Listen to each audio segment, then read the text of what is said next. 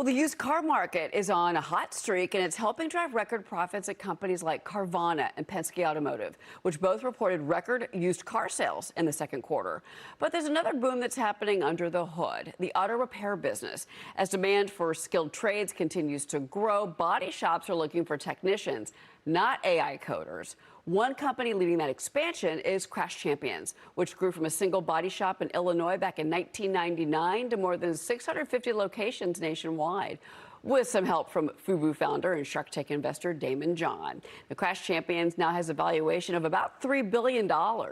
Joining me now in a Fox Business exclusive, Crash Champions founder and CEO Matt Ebert. Matt, the company has really grown. Congratulations. Thank you. So, look, you need skilled workers. We do. You need people that can do these jobs. You're now working to train them and give an apprentice program. But how much is that competition with AI data centers hurting you right now? Yeah, I think all the skilled trades are a little bit catching fire right now because of really decades of people being encouraged to pursue other white-collar careers, college education. The trades have probably suffered from highlighting them as a dream job, so to speak. So the dynamics are changing. Even in our industry, I say that our technicians, it's not the stereotype that you might have thought from years ago. You're just as likely to be holding a tablet today as you are a welder or a paint gun. There are a lot of six-figure careers, including ours, where you don't have to go into debt to learn it. You can get paid while you learn. And I think it's just a better opportunity than people know. And you're known as the champion of skilled trades. At the same time, how is that process going? I mean, I know that you've got positions open, you're trying to recruit, but is it a struggle right now for you? Yeah, it's a struggle because of the gap of the skills. So we've been successful at attracting people to the industry, but now we need to train them up. And so we have our own apprentice programs, as do some other companies, in order to do that. But there's such a shortage. It's projected a shortage of 100,000 people over the next several years because the majority or a good amount of the technicians in the industry are of that baby boomer generation where they're about to retire.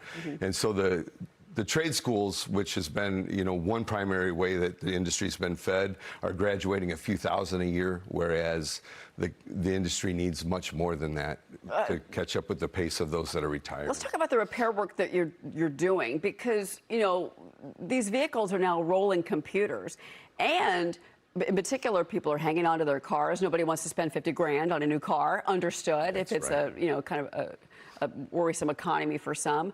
But we're also seeing people now hanging on to their EVs, and those prices for EVs have gone up. All of that requires you and the skills that your team has. Are you seeing that effect? For sure. Over the last several years, it's been a real transformation. The skill level needed to keep up with the repair on the cars is super important. The way I describe it, and to put it in perspective, a 777 airplane has 15 million lines of code to power it. Today's automobiles have about 150 million lines of code and 1,000 chips. And so it's very technical today. And so it's not just training the new workforce, it's training up the existing workforce to make sure that we're fixing the cars right. And that does lead to increased repair costs, but from an employee perspective, it makes them more valuable. Do you have to train people on AI or using AI? Is that a part of the business now? It very much is on the administrative side, definitely. It makes us more efficient. It helps with things like scheduling and supply chain, things like that. I kind of talk about our technicians as being very AI-proof, at least for the foreseeable future, because there's so many different makes and models of cars. Every accident is unique. It's not like an assembly line where you can teach a robot to do the same task over and over. Every accident is its own new job. I think it's a long time before robots are able to do that. And so I almost call it AI-proof, even though I guess we never know what the far future holds. Or at least, as AI develops and those tools become available, not letting people go, maybe hiring people and making sure that they can use AI in their positions with you. I think that would be so interesting to watch. And also, I got to ask you about the tariffs. Okay. What does that do? Because that's really affected the auto industry, in particular, auto parts. How has that played out for you since the president made that decision? I would say parts are up slightly. For us, it affects the consumer more than us as a company because it's really a straight pass-through of what the parts cost we pass on the cost. So we haven't spent a lot of time trying to figure it out because it's so unpredictable anyway as to where the tariffs are going to roll in and when they're going to roll off and what they're going to affect. But I would say it has increased parts prices slightly. Now, when you were on the show about a year ago with Liz, you were with, I mentioned in the introduction, Damon John, obviously an early investor in you. How is that relationship going with him? And certainly it's a partnership, I'm sure, that's very crucial to you. Yeah, Damon's been a great help with us and really got to know him more on the personal brand and people getting to know us, because in a service business like ours, people want to do business with people they know and people they trust. You know, they want to know that their vehicle's going to be repaired right and trust what's going to happen at the company. And if nobody knows you, that's hard to do. So met him first in kind of that effort of how do we get people to know what we're all about. Nobody gets excited about collision repair. Nobody wants to know us No. unless you need us.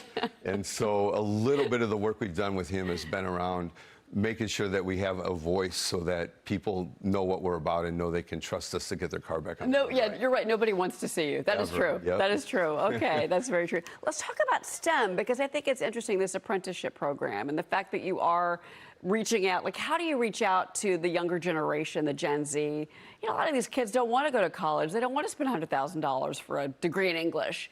But how do you find them, and how do you run that program now so that it benefits you, but it also benefits them? Yeah, I think it's great that young people are looking at the trades, because it's not even that you're locked into actually fixing the car for life. I haven't touched a car in a long time now. Growing companies like ours offer all kinds of career paths. Like, just learning the trade can be an entry point. And so we've been able to attract interest in it, honestly, from some of the social media messaging that we're doing, coming on shows like this and talking about it. The problem we're really working to solve is also the mentor part of it. So we have a lot of technicians that are really good at doing their job.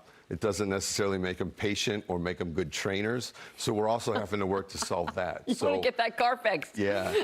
When the owner is sitting there yelling at you to get it fixed because they want their car back. That's right. So it's kind of two problems we have to solve, not just attracting people, which we've had some success, but building mentorship in our team, too. Matt Ebert, it's a great story. Yeah, a Thank good you so American much. story. Really liked it. All right. Appreciate having me. Yeah, thank you for being here.